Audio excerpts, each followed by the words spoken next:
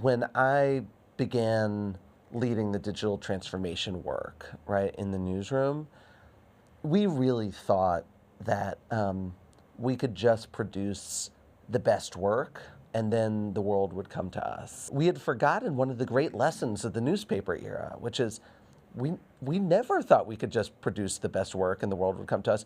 We worked so hard to make sure that people saw it that we built a factory, we printed it on paper, we loaded it onto trucks, we drove it to towns, we gave it to kids on bikes, and the kids on bikes dropped it off on your doorstep every morning, right? You know, that degree of commitment to making sure that the work is actually seen was something we hadn't translated to the digital age.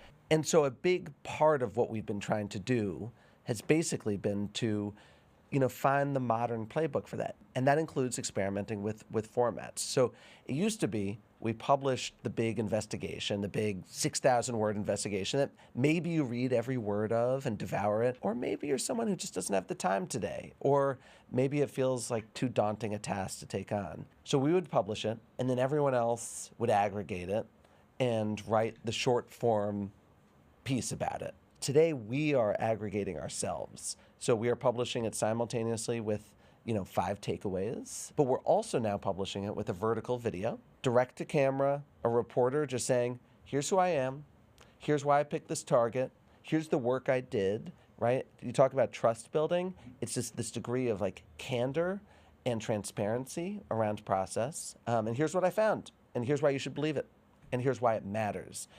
And then we put it into our newsletter. So we have the most read newsletter in America. We have the most listened to news podcast in America.